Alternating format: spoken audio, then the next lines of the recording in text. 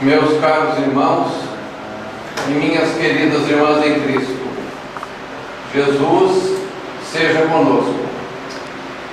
Nós desejamos-vos sinceramente saúde e alegria. Bendita doutrina espírita que nos consola, que nos ampara, que nos esclarece, que nos ilumina e que nos conduz a caminho de Jesus. Bendita doutrina espírita.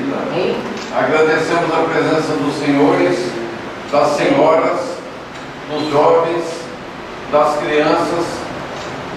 Agradecemos o convite que nos foi feito pelo nosso irmão Gercino para estar aqui essa noite, sem o que nós não teríamos tido a oportunidade de estudar um pouco mais a doutrina espírita e colocá-la em prática quando formos chamados. Queremos agradecer especialmente. Queremos um pouquinho de água. Queremos agradecer especialmente ao nosso irmão José Augusto, lá de São José do Rio Preto, do norte do estado de São Paulo, dirigente da Associação Beneficente Espírita Joana de Ângeles, e a esposa dele, Odete, que eles que nos trouxeram de carro ontem 915 quilômetros, 10 horas e meia de viagem, para que nós estivéssemos aqui hoje. Então, agradecimento especial a eles. Bom, o tema que nós trouxemos por essa noite é o título do livro O Consolador, mas antes de entrar no título, o Gercino começa a contar os 45 minutos que eu tenho direito, não. Deixa eu fazer esse nariz de cera para ver se chega mais gente, para ver se está mais ibope. Isso, vai treinando aí. Eu não tenho o prático que está aí de Globo, tá bem, você vai me orientando, hein? Olha para cá, pisca para lá, passa tal. Então, a doutrina espírita, qual que é a finalidade do espiritismo? Espiritismo ou doutrina espírita? Não é kardecismo. Ninguém pode falar frequenta o centro kardecista. Poder pode, não deve. E Kardec não deixou o kardecismo, deixou o espiritismo. Então a finalidade do espiritismo é consolar, amparar e esclarecer. De que forma? Através das palestras, através dos livros, através dos diálogos que a gente tem. Consolar, amparar e esclarecer. Pois é. Agora vamos contar, nós temos direito a 45 minutos, ali são 19 horas e 37, com 45 da volta lá, ó. Quanto que vai dar? 23, mais 25, né? Então, lá às 8h20 nós temos que terminar impreterivelmente. Se não der tempo de falar a frase inteira, a gente fala assim, seja e vai embora, né? Bom, o livro O Consolador.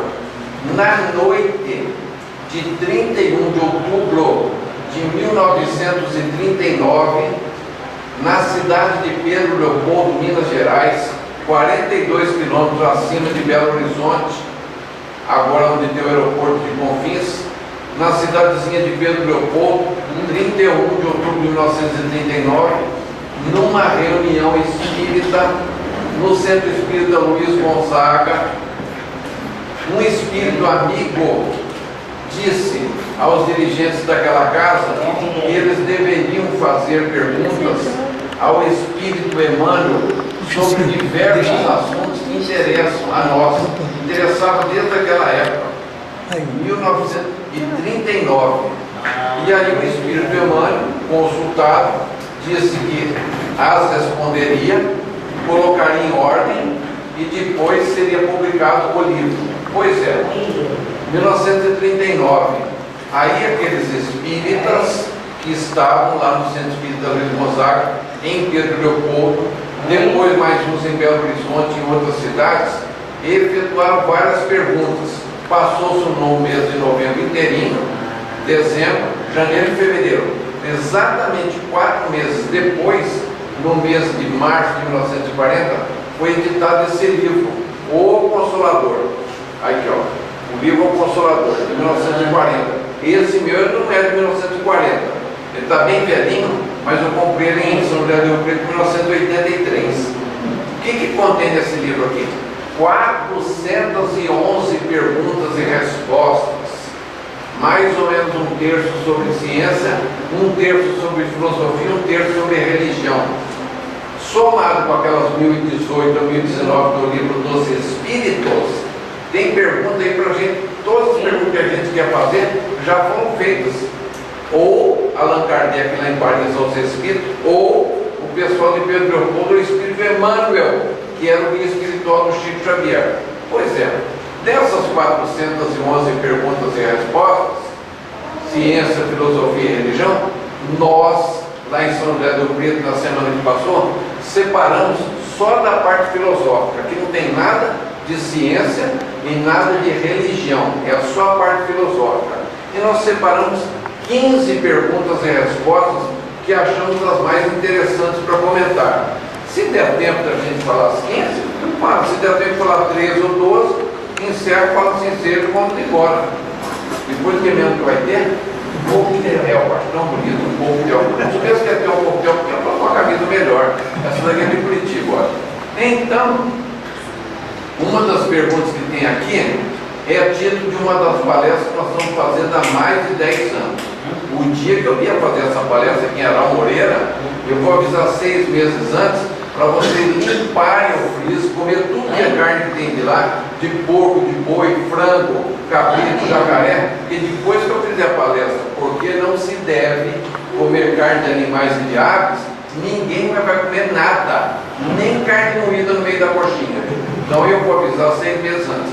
E a pergunta 129 do livro O Consolador, perguntaram ao Emmanuel, vou tirar o óculos, eu estava tão chique, quando o professor Rodrigues tirava o óculos para ler, agora chegou a minha vez. Não vejo a hora de tirar o óculos para ler, achava tão chique. Olha aqui, perguntaram ao Emmanuel, é um erro alimentar-se o homem com a carne dos irracionais?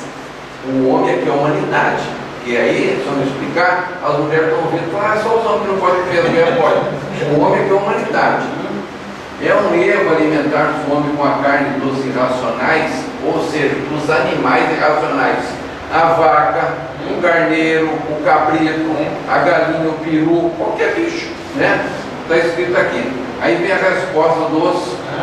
O Zé Augusto fica olhando o pessoal, porque quando eu tiro o óculos, eu não enxergo ninguém. Eu vou ler a resposta, tem gente que tampa o ouvido, falar e não ouviram, não sabia, e continua comendo. A ingestão, quer dizer, comer, mastigar e engolir, a das vísceras dos animais, é um erro de enormes consequências, do qual derivaram numerosos vícios da nutrição humana. É de lastimar semelhante situação, mesmo porque, se o estado de materialidade da criatura exige a cooperação de determinadas vitaminas, esses valores nutritivos podem ser encontrados nos produtos de origem vegetal sem a necessidade absoluta dos matadouros e frigoríficos. E aí continua a resposta por mais de meia página. Então a pessoa fala assim, mas se eu ficar sem comer carne eu morro. Mas então morra magro, né? Sem aquela banha na barriga, para chegar do lado de lá, lá não tem cardápio assim especial. Rodízio de carnes, que nem lá no Rio Grande do Sul, né? Espeto corrido, self-service, nem existia isso lá. Quando nós desencarnarmos, nós não vamos virar esqueleto e nem fantasma com um lençol. A gente vai do jeitinho que a gente anda aqui para lá de lá. Fica no plano espiritual, lá para cima. Aqui eu não sei se vai ter em cima de Aral Moreira, mas enquanto a Poranga é maior, deve ter uma cidade lá. É para lá que a gente vai. Fica lá uns 30, 35 dias, que nem jogador de futebol da seleção brasileira, comendo e bebendo, fazendo mais nada. Depois dos 35 dias lá no bem bom, tomando sopa de lentilha e tomando água. E no dia seguinte, água e sopa de lentilha. E no terceiro dia, só muda o horário, como é que chama? A ordem. Credo, canto, não fala uma coisa dessa, fala. Aí depois da vinha, eles vêm servindo a aguinha, não está escrito em livro. Eu estou deduzindo e dedos voltando. Vem servindo a aguinha e a pessoa não sabe, Mônica, que lá dentro foi colocado gotas de Simangol e de Simangol, qual que é a outra? A pessoa, ela fica se mancando, esqueci a outra gotinha que coloca lá. E aí a pessoa bebe aquilo lá, ela não sente o gosto, mas ela começa, Adriano, ver que todo mundo está trabalhando, mas menos ela, né? Aí ela tem que caçar serviço. Pô, não fala uma coisa dessa, eu toda a vida acreditei que está escrito lá no túmulo, lá descansa em paz. Pois é, só vai descansar o esqueleto, a dentadura, a peruca, né? Cílios postiços, aquelas unhas que compra lá no shopping Gina. O perispírito vai para o lado de lá e depois vai ter serviço. Ora, uma coisa dessa. Então do lado de lá não tem carne. As pessoas comem o quê? Frutas, os mais adentados, suco de frutas, não é isso, Odete? Zé Augusto? Suco de frutas, os mais adentados bebem água e aqueles espíritos mais elevados saem fora do estabelecimento lá na noite, mais ou menos nesse horário, vamos jantar, vamos. Ai, que delícia, jantei. Ele suga pelas narinas o fluido cósmico universal e já está alimentado. Então aqui na Terra não dá para... mas justo agora que eu e meu marido compramos uma casa de carne, você vem falar uma coisa dessa, Arão Moreira. Ninguém vai largar de comer carne na noite do dia. Mas nós já estamos avisando que a carne, o alimento, faz muito mais mal do que bem. Senão, quando a pessoa for para ser operada, o médico põe lá, suspenda a carne. Eu pensava que suspender a carne era pôr um giral.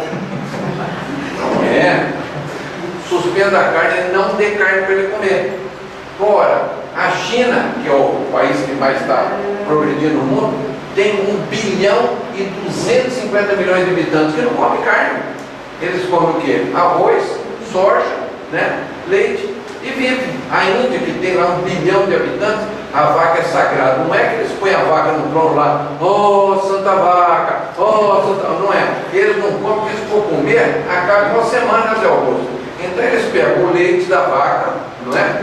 Onde ele faz a manteiga, o leite e o iogurte, aquelas coisas lá, o arroz, depois aproveita o calor da vaca para pôr dentro da casa, para ela emitir aquele calor, porque eles não têm cobertor nem nada, e depois o estrume, quando é seco, vira energia, adubo e fogo também. Então, se a gente dependesse da carne, de vez em quando o pai, Deus, Alá, Jeová, o grande arquiteto do universo, o nome não importa. Quando ele quer, de vez em quando, dar uma chamada, faz o quê? Uns 15 anos ele mandou aí a crise da vaca louca. Ninguém podia comer a vaca porque ficava doido, né? Aí, nossa, aí passou um tempo, o frango, gripe, a gripe suína também, que atacou o meu palmeiro lá no Parque Antártica, que a turma chama de porco, foi lá no Parque Antártica. Depois, as galinhas, quando é assim, a gente para um pouco de comer carne e ninguém morre. Faz muito mal para o estômago, principalmente para o perispírito. Na pergunta número 140, astrologia, achei tão chique. O Gersinho me deu isso aqui uma vez. Olha que bonitinho. Pergunta 140. Astrologia. Nossa! Perguntaram para o irmão se tem fundamento esse negócio. Horóscopo, leitura de mão, jogar búzio. Aqui, ó. O Emmanuel, vamos falar sobre astrologia. Os astros influenciam igualmente na vida do homem. Os astros, aqui, gente que está me ouvindo, não são os artistas da Rede Globo. Astro é mundo que tem aí para cima. Vênus, Marte, Júpiter, Saturno, Urano, Netuno, Plutão. Se ele interfere na vida da gente. E tem gente que acredita piamente nisso, né? Lê lá o horóscopo de manhã, João Bidu, não sai de casa hoje, ele não sai. Mas eu tenho um casamento, não vou sair. Está escrito aqui que não é para sair de casa, não sai. Então perguntaram para o irmão se os astros influenciavam igualmente na vida do homem. Resposta: o Gersinho está calor lá no fundo. O pessoal está se abanando. De um jeito, vira o ar para lá. A não ser que você queira fazer que nem eu falei para o Zé Augusto ontem. Zé Augusto, não abre o vidro da caminhonete na viagem e não liga o ar-condicionado. Por quê? Fechando o vidro, a gente não joga a conversa fora. Não ligando o ar frio, a gente chega pingando aqui. Como é que vocês chegaram aqui? Abençoados. Então, aí, os astros influenciam igualmente na vida do homem? Resposta do Emmanuel. As antigas assertivas astrológicas têm a sua razão de ser. Tá ligado aí? É, aperta mais ele. Dá mais substância. O campo magnético e as conjunções dos planetas influenciam no complexo celular do homem físico, em sua formação orgânica, em seu nascimento na Terra. Porém, a existência planetária é sinônimo de luta. Nós estamos num planeta de provas e expiações. Tem mais coisa ruim, negativa, do que coisa boa. Então, o que acontece?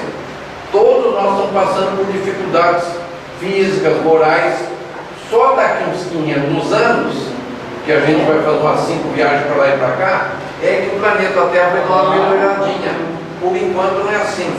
Então, se as influências astrais não favorecem nós temos que estudar, procurar melhorar para ficar livre dessas influências. Então os astros não tem nada a ver uma coisa com a outra. E a pessoa, Douglas, fica acreditando nisso. Aí o que ele faz? Passa em frente de uma faculdade e vê um amigo lá e fala assim: nossa, faz tempo que eu não estou te vendo. Aí, o que você está fazendo agora? Eu estou estudando. O que você está fazendo? Estou aprendendo alemão. Lê a minha. Eu estou aprendendo a língua alemã. Seu idiota, aliás, querido irmão. Aí ele lê a minha. Ora, essa aqui é muito boa. Futuro. Pergunta número 144 sobre o futuro. Tem gente que quer saber a respeito do futuro. Tanto que eu queria saber do futuro. Se fosse verdade, a mãe de Ná sabia que dia que ela embarcasse sem fazer o check-in lá para cima. Acertava na loteria, previa se o Palmeiras ia cair ou não para a segunda divisão. Se for para falar do passado, liga para mim, mas não liga a cobrar lá em São José do Rio Preto. Eu falo o passado da pessoa. Falo umas 4 coisas do passado da pessoa. Aí eu acerto em cima. Aí eu pergunto assim: você tem mais de 25 anos? Pergunto para a pessoa lá, tá vindo? Se é homem ou mulher, tem mais de 25 anos? Tem. Vou te falar umas coisas do teu passado. Você teve um grande desgosto na sua vida. A pessoa pensa, vira os olhos. Quem que com 25 anos já não teve um desgosto na sua vida? Alguma coisa que você está almejando, eu acho tão bonito falar almejando, você não conseguiu até agora. Se fosse uma moça, ela queria arrumar um casamento. Com um rapaz, uma moto 750. Dá uma balançada na cabeça. Você trabalha fora? Trabalha. Vou te falar uma coisa. Lá no teu serviço tem uma pessoa te perseguindo. Sabe aquela reunião de fim de ano, lá de troca de presente? Tem um parente do lá que não vai com a tua cara. Mas é isso mesmo. Esse cara, esse tal de Alcântara é bom. Ele é espírita do bom mesmo. Ele acertou tudo que ele falou. Ora, para qualquer pessoa com mais de 25 anos, vai acertar. Só que perguntaram ao Emmanuel a respeito do futuro. Aqui, ó. Emmanuel, os fenômenos premonitórios atestam a possibilidade da presciência com relação ao futuro. Ouçam bem, Zé Augusto, o que o Emmanuel respondeu. Os espíritos de nossa esfera, da esfera de Emmanuel, não podem, falou não devem, não podem devassar o futuro, considerando essa atividade uma característica dos atributos do Criador Supremo, que é Deus.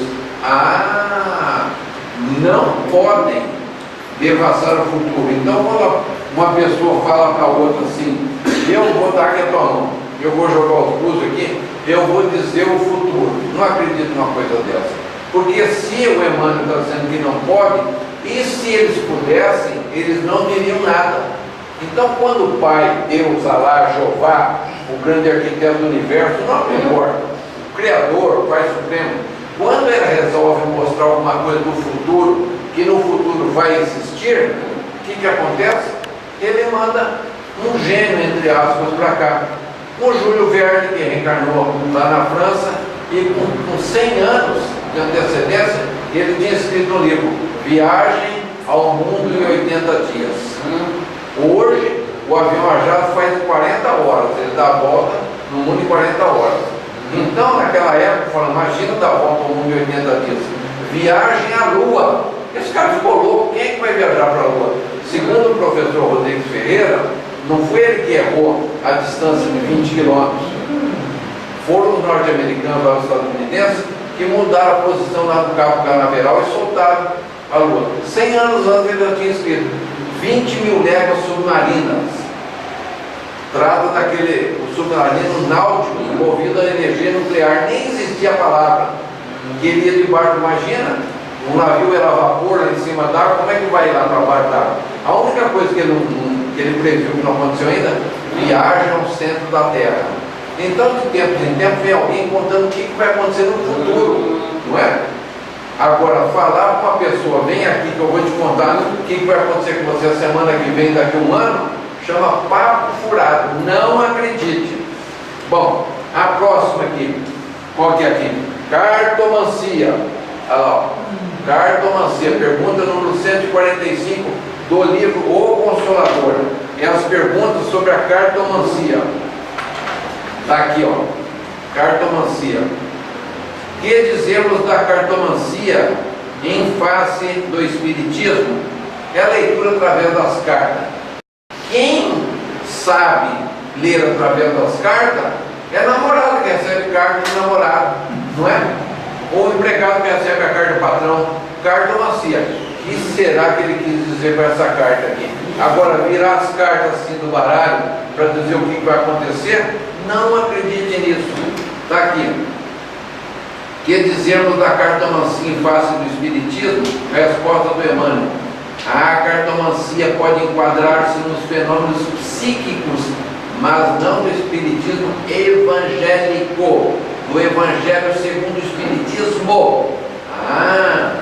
Onde o cristão deve cultivar os valores do seu mundo íntimo pela fé viva e pelo amor no coração. Então essa história de cartomancia, não acredita. Mas a pessoa diz, olha, não preciso pagar nada, eu vou lá e ela vai fazer a leitura das cartas e vai virar e vai dizer o que está acontecendo comigo. Não acredito numa coisa dessa. Você tem que dedicar-se à leitura do Evangelho, de preferência todo dia por 15 minutos. 15 minutos! A pessoa fica na frente da televisão, do computador, mas sabe o que é, só canta segunda-feira, não posso, que é hoje. Lá em São José do Rio Preto, sabe? Não aqui. Eu não posso, segunda-feira à noite eu tenho que responder os meus e-mails. E sábado à tarde? Sábado à tarde eu tenho que jogar minha bolinha. E domingo? Domingo o churrasquinho é sagrado. Eu vou te contar o que te espera pro lado de lá do churrasquinho. Para onde você vai ter muita brasa. A carne, eu já imagino quem é que vai assar. Qual carne que vai ser assada? Larga a mão de perder tempo, né? Eu falo de certas pessoas, não aqui nem em São José do Rio Preto, que é a terra do Zé Augusto e da Aldete, né? Mas lá no norte do Paraná, onde é que eu vim, tem gente que fala assim, mas como que é essa história de desencarnar? É que quem não é espírita fala morrer, o católico, o protestante fala morrer. E nós espíritos desencarnar, que é deixar a carne. E tem gente que fala o sinônimo, aqueles que jogam pifipá com cajeta, né? Bater para as 10, fulano está com coringa, pulando de par e ponta, né, Zé Augusto? Para bater para as 10, vestiu o pijama de madeira, abotoou o paletó, comeu o capim pela raiz, foi morar na cidade de Perjunto, né, Douglas? Foi morar na cidade de Perjunto, né? E tem gente que fala assim, passou desta para melhor. Quem me garante? Se não está aqui nem o Alexandre da novela Viagem, que é de enardecer toda noite lá, está amarrado um toco lá no meio do umbral. Ora essa! Então, as pessoas precisam se preparar. Qual a única coisa que a gente tem certeza? É que um dia a gente vai se encarnar. Segundo o doutor Aguinaldo de Paula Vasconcelos, do Centro Espírita Francisco de Assis, lá em São José do Rio Preto, nós, em corpos humanos, desde que nós descemos da árvore, deixamos de ser macaquinho, que a gente estava brincando com o rabo, porque não tinha celular nem tablet, estava brincando com o rabo. Desceu da árvore, começamos a reencarnar em corpos humanos, Virgínio. E ele disse que nesse 1 milhão de anos, nós já reencarnamos em corpos humanos mais ou menos umas 6.000 vezes. Não me lembro dessas coisas, pois eu estou te contando, porque depois eu vou encontrar gente lá no Rio Preto, aqui de Araújo Moreira, lá no plano espiritual. Ó o cara do seu cachorro, você sabia dessas coisas? Me contou na palestra. Eu falei, estou contando agora. O pessoal lá em Rio Preto diz que sai do centro de espírito, parece recebendo o espírito do Dr. Spock, do Jornada das Estrelas. A orelha fica assim que nem de cachorro pastor alemão, de tanto que eu puxo a orelha. Pois é. Então, a pessoa não pode ficar acreditando nessas coisas. Mais adiante, pergunta 148, preparação para a morte. Em 1980 eu já tinha feito o meu testamento. As minhas meninas eram pequenas, então eu fiz o meu testamento e eu deixei tudo pronto. Para a hora que a dona Flores vier buscar, check-in, ao canto, já embarco lá de lá. Pois é. E a pessoa tem que se preparar para a morte. Aqui a pergunta número 148. Que espera o homem desencarnado diretamente nos seus primeiros tempos de vida do além-túmulo? Ele pensa, o ser humano, que ele ouviu através do catolicismo, que a doutrina espírita proveio da onde? Do cristianismo. Lá atrás tinha 6 religiões no Oriente, né, para lá onde nasce o sol, lá na Ásia, e depois, com a vinda de nosso Senhor Jesus, o Cristo, ele nos trouxe o cristianismo. No ano de 325 foi criado o catolicismo, e depois de muito tempo, lá pelo século 15, 16, é que veio o protestantismo, derivado do cristianismo. E então o espiritismo, que tem há pouco 157 anos, é que veio o terceiro. Então, catolicismo, protestantismo e espiritismo. Pois é. E aí veio dizendo o que a gente tem que aguardar do lado de lá. A gente não se transforma quando se encarna, chega do lado de lá e vira um anjinho. Nossa, eu não sabia das coisas erradas, nada disso. Do jeito que nós somos aqui, nós vamos ser do lado de lá, com as mesmas virtudes e as mesmas imperfeições. Então, no Evangelho segundo o Espiritismo, no capítulo 2, está lá: meu reino não é deste mundo. Por que será que ele escreveu isso? Quando o Pilatos falou para ele: vós sois rei, meu reino não é desse mundo. Kardec diz o seguinte, que com essas palavras, nosso Senhor Jesus, o Cristo, se referiu à vida futura, e que o objetivo no segundo capítulo do Evangelho segundo o Espiritismo é que os espíritas têm que dar importância maior para isso, para a vida futura, se preparar. A gente não sabe, cada segundo 2 pessoas desencarnam aqui na Terra, 2, 4, 6, 8, 10. Sabe quantas pessoas desencarnam por dia na Terra? 178.200. Reencarna, mas reencarna 3 cada segundo e desencarna 2. Então 178.200 pessoas todo dia chega do lado de lá sem saber o que está acontecendo. Então nós temos que nos preparar para a morte. A gente fica esperando, falar, quando eu me aposentar eu vou ler aquele livro que o Alcântara indicou. Não vai ler nunca. Tem que pegar e começar a ler agora. Pergunta 151. Cremação. Eu já avisei a minha família, a Heloísa, desde que ela nasceu, está sabendo, já doei tudo do meu corpo, os olhos, fígado, rim, coração, não vou ficar com nada. E depois a faculdade, se quiser fatiar que nem presunto e mussarela, vai cortando, faz o que quiser. E o perispírito não fica cortado. Então, cremação, pergunta-se o seguinte: se, perguntaram ao Emmanuel, na pergunta 151, se o espírito desencarnado pode sofrer com a cremação dos elementos cadavéricos. Resposta: sim, porque às vezes a pessoa liga para o outro lá: fulano, eu estou aqui, onde é que você está? Estou aqui em Santa Catarina, né? A tua sogra acabou de morrer. Quer cremar? Não, faz uma meia hora, está quente ainda. Para cremar mesmo assim? Aí não espera, a coitada entra lá no caixão e vai para o micro-ondas, gritando lá. Ora essa, tem que esperar 72 horas no mínimo para cremar o corpo. Está aqui, ó, porque o perispírito ainda fica agarrado. Se for um espírito muito elevado, São Francisco de Assis, uma Joana de Ângeles, Irmã Dulce, católica, Madre Teresa do Calcutá, aquela doutora, a irmã do bispo lá, como é que é? Doutora Arnes, Hilda Arnes, né? Se for ela, Chico Xavier, algum espírito elevado aí, quando Carvalho Chuto, antes do corpo cair no chão, aquele espírito já saiu. Então o que acontece? Um espírito elevado, na hora do perispírito sair do corpo, parece aquele saco de açúcar União antigamente, que vinha dois, um dentro do outro. Ao dedo, você não lembra disso, você nem tinha nascido ainda. A minha mãe pegava o saco de açúcar União e fazia assim. Gostou do barulhinho? E aí entornava o açúcar lá. Tem espírito que é assim, se encarna e sai rapidinho. Tem outros que não. Parece vestido de noiva antigamente, dos anos 50, que fazia o fogo, punha aquele filó, que a criança tinha nascido ali 2 anos. Aí fazia o mosquiteiro.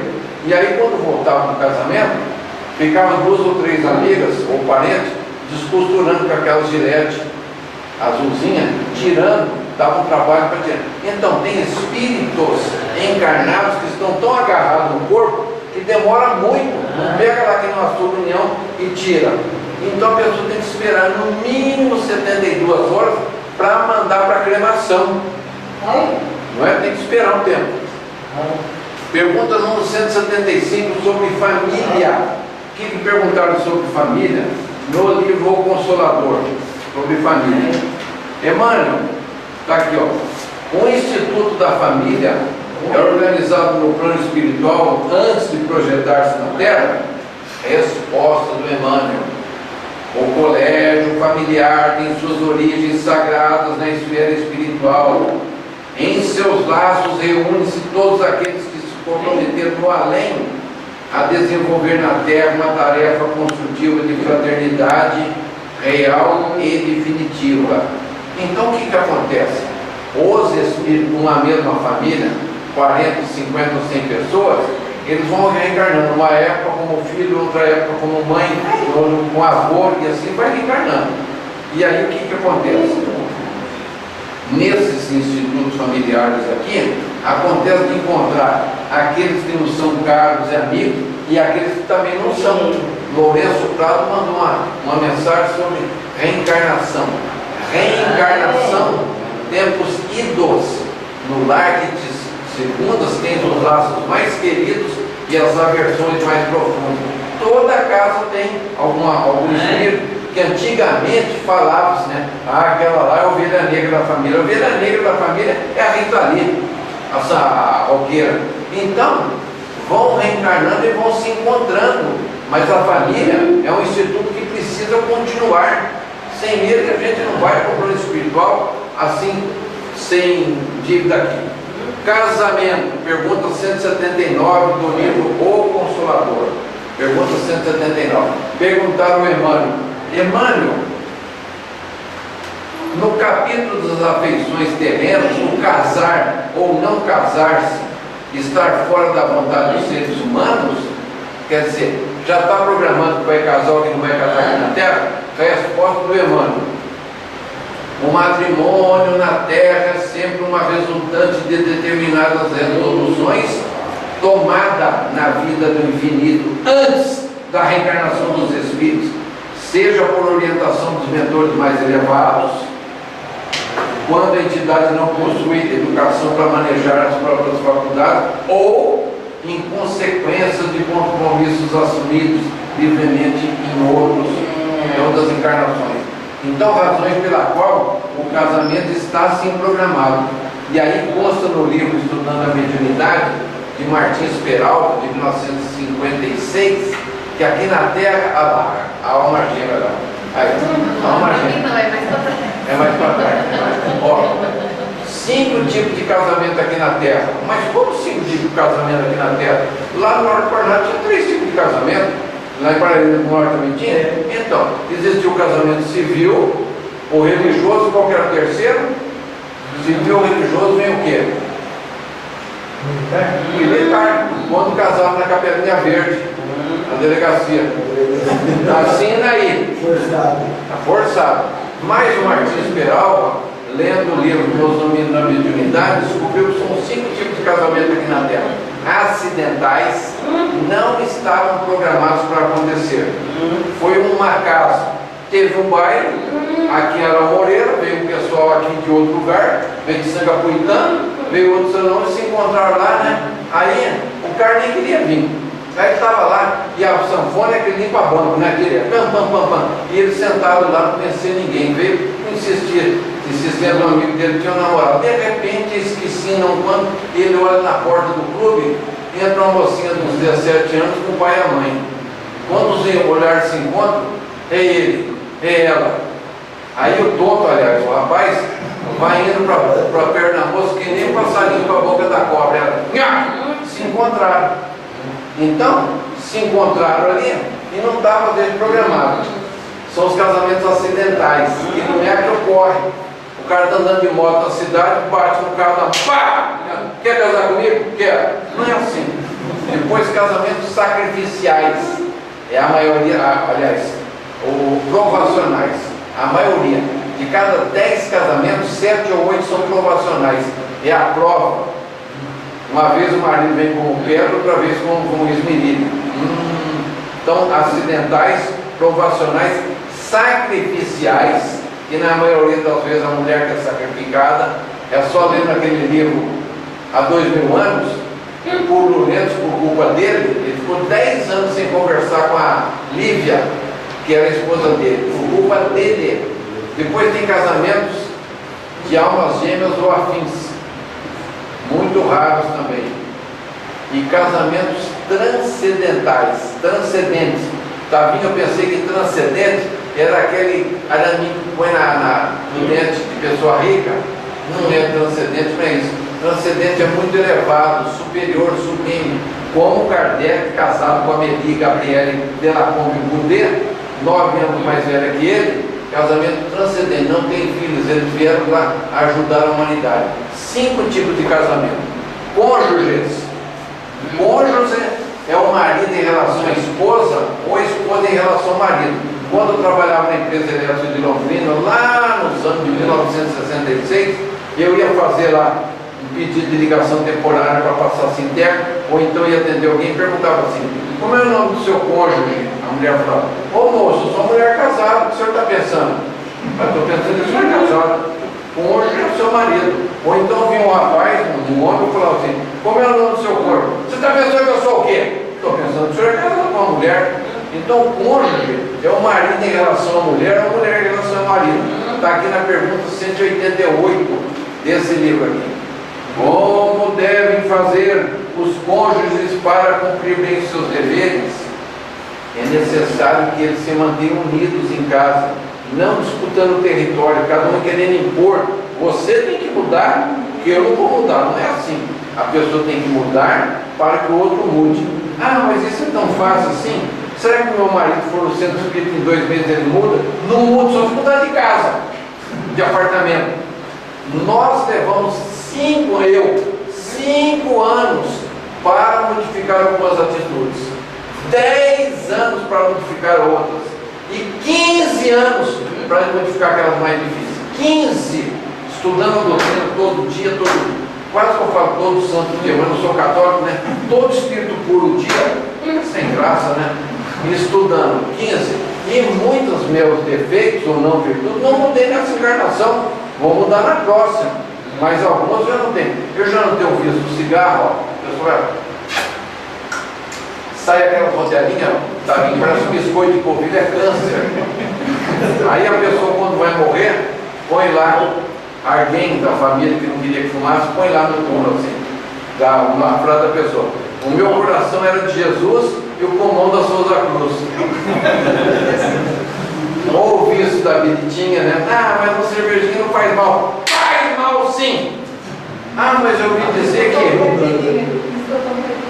dizer o seguinte, que criança e bêbado o anjo da guarda cuida. Eu falei: quem é que te falou isso, seu imbecil? Aliás, querido irmão, criança, o anjo da guarda fica ali, não precisa ficar secando o subaco, nem precisa de desodorante, 24 horas em cima da criança. Bêbado não é o anjo da guarda, são 5 cachaceiros pinguços que ficam em cima dele, agarrado no braço, na perna, aí cada um toma uma talagada, igual aquele que trabalhava na construção civil. 5 horas ele saía, passava lá na venda: pô, dá uma pinga aí, dá uma branquinha aí. Pegava a branquinha. No 5º dia que ele tampou o nariz para beber, o garçom falou assim: você tem nojo do cheiro da bebida? Não, sabe o que é que eu gosto muito? E se eu tomar sentindo o cheiro, me dá água na boca, eu gosto de tomar ela pura. Pois é. Aí a pessoa que tem esses vícios, ela continua do lado de lá, mexendo com droga. E eu estou envolvido com duas drogas, Dirley, o Palmeiras e o Vasco. Ah, meu Deus do céu, e não tem cura. Então, quando a gente vai para o lado de lá, a gente vai levando tudo que a gente fez aqui. E aqui, ó, os cônjuges devem ter tomado cuidado um com o outro, para que eles se modifiquem, para que seja agradável ao próximo.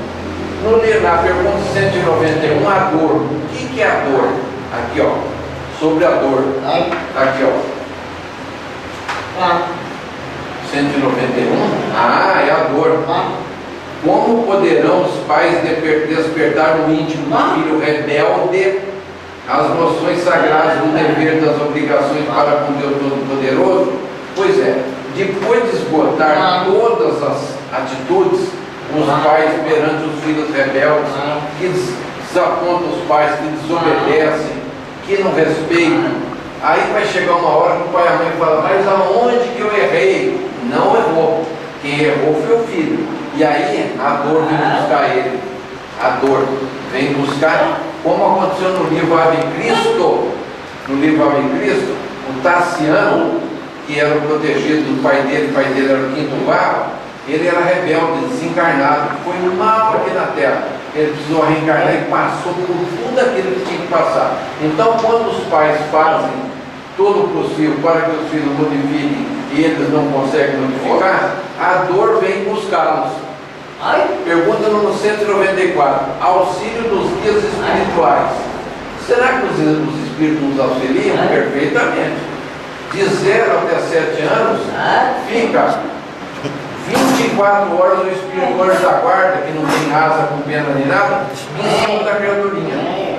Do 0 aos 7 anos, 24 horas. Dos 7 aos 14, o espírito protetor fica 12 horas lá e 12 horas aqui, mas fica trabalhando do lado de lá. Depois que completa 14 anos, o espírito protetor dá no pé, arrepia o cabelo, põe a lua e fica trabalhando do lado de lá com o GPS aqui. Quando precisa, ele vem ver o tutelado dele. Isso vai acontecer conosco. Quando nós desencarnarmos, a gente vai fazer um curso uns 2, 3, 4, 5 anos em cima, e aí nós seremos responsáveis pelo espírito reencarnado. Aí o pessoal vai ver o que é bom para tosse. Não faz uma coisa dessa, eu estou te falando. Parece que eu estou ouvindo para não falar uma coisa, mas eu vou falar, eu tenho um livre-arbítrio. Aí a pessoa fala: mas está contando desganar. Fulano, você era pior do que ele. Hã? Pois é assim. Ai, que sorte. Será que a pessoa tem sorte mesmo? Ai, eu não tenho sorte. Tanto que eu queria ganhar, tanta gente ganha as coisas. Quem que é tanta gente ganha? Só foi um sorteio do livro aqui que ganha. Eu tinha um amigo, ele desencarnou, Paulo Russo, que ele falava assim: Alcântara, eu sou tão azarado, se eu comprar um circo hoje, amanhã não começa a crescer. E eu falei assim: pois é, você ganhou de mim, porque eu, se nós for jogar dominó, vamos bater um papo com alguém na mesa, eu tirar um sapato e pisar no gato uma meia hora, eu sou tão pé frio que ele é capaz de pegar pneumonia. Então, perguntaram ao Emmanuel se esse negócio de sorte é verdade ou não. Está aqui, ó. E a pergunta número 215. Vamos ver. Ó, se não der tempo a gente fala assim cedo e vai embora, hein, gente? Eu não vou ficar segurando o pessoal aqui, não.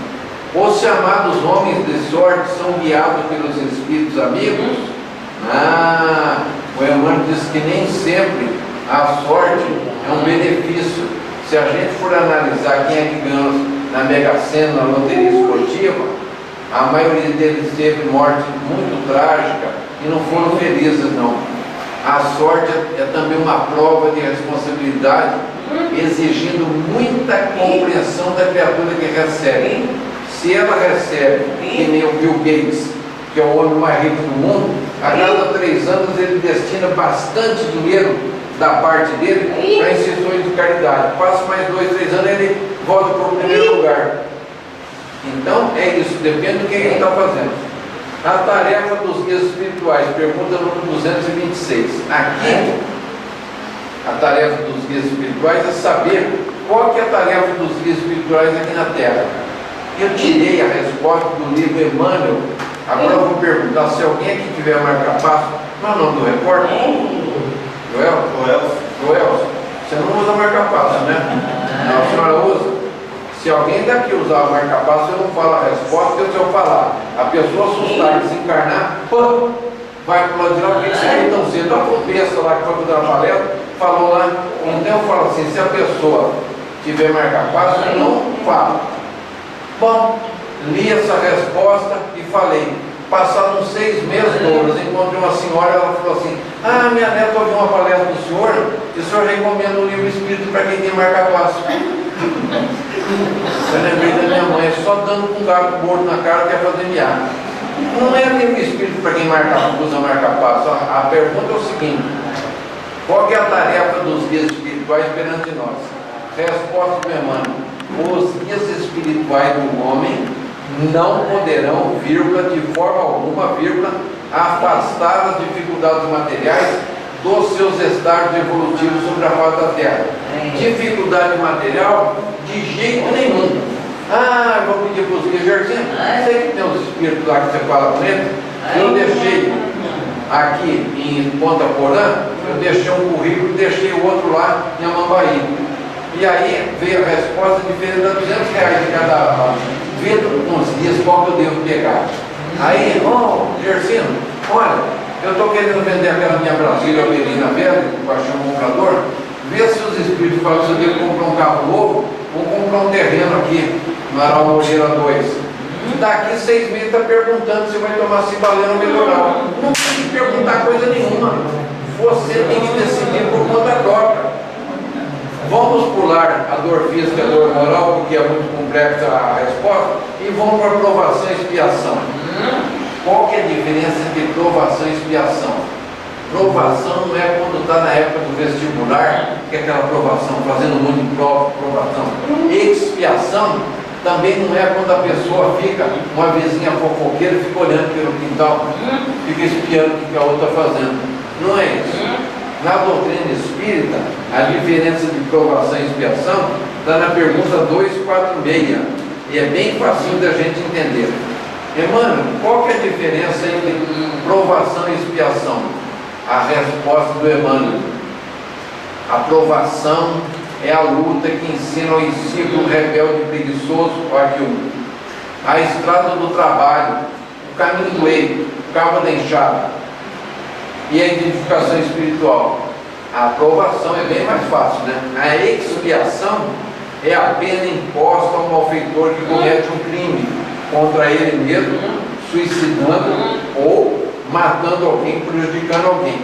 Quem faz o mal para o próximo, na outra encarnação ele vai ter que resgatar de uma forma ou de outra. No Evangelho segundo o Espiritismo, que a gente deve ler pelo menos uma vez por dia, na sequência, se a pessoa ler uma página por dia do Evangelho segundo o Espiritismo, em pouco tempo, em 3 meses, ele leu o Evangelho inteirinho e ele vai aprendendo. E ali no capítulo 6 do Evangelho segundo o Espiritismo, esse aqui, no capítulo 6, o título é O Cristo Consolador.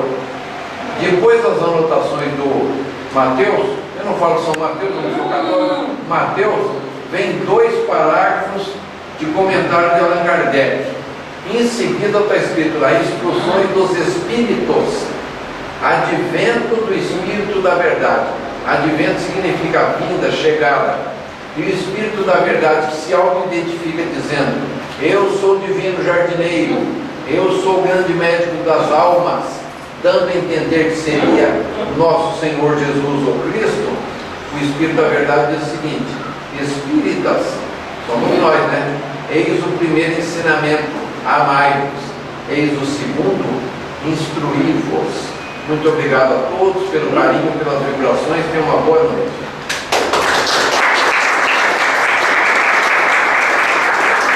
Nós aprendemos lá em São José do Rio Preto, o Zé Augusto sabe disso, que conforme a cor do cabelo do orador, se está mais para branco e prateado, não deve bater palma, porque senão a pessoa bate palma, ele entende, vaidoso, vaidoso, vaidoso.